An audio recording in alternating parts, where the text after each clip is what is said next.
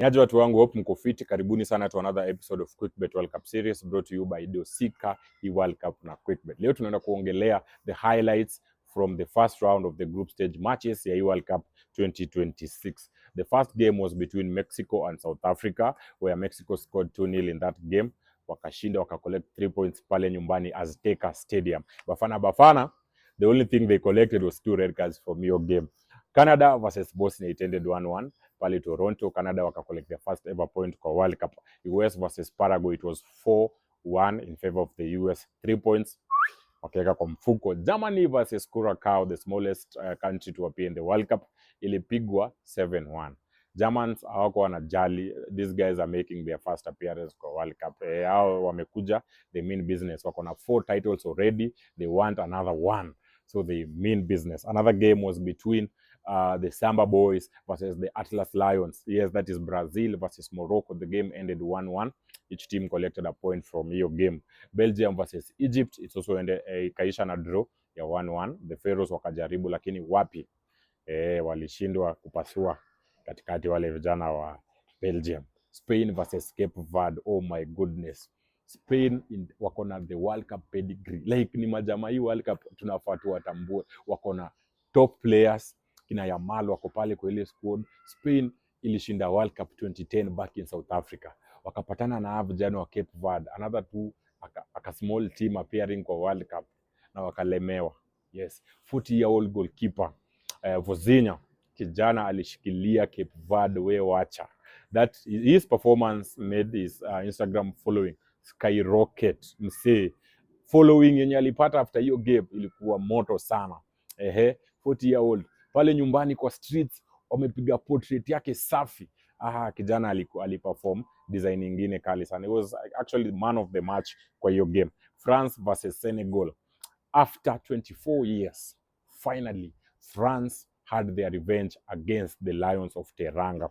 It was 3-1 in favor of France. Mbappe scored 2 goals. Bao ya pili screamer ingine kali sana, ikakuwa his 14th World Cup goal.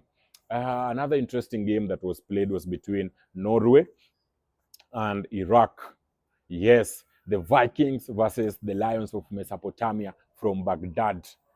Walipiga wale wa vijana 4-1. Kumbuka, Norway is making his second appearance for World Cup. The first one was back in 1998. So pia hao, they mean business. Haaland ataki mchezo, anataka hiyo golden boot, ni kazoze mbaya.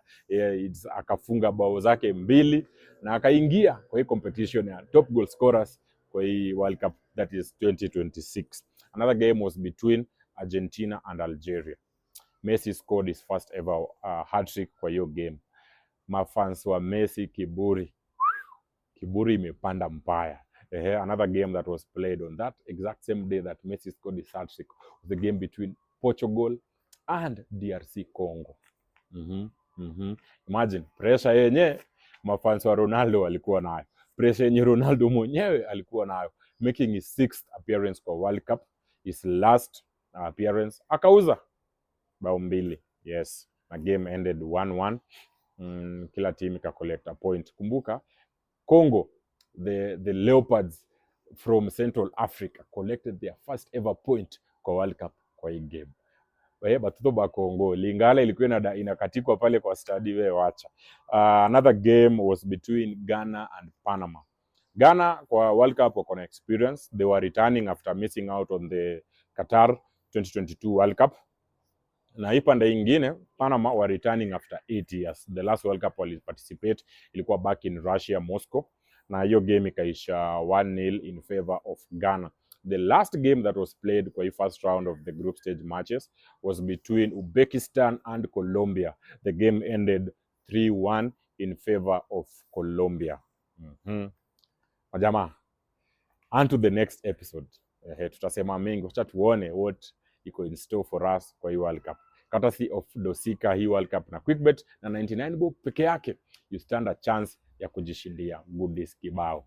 Until the next episode guys, adios muchachos.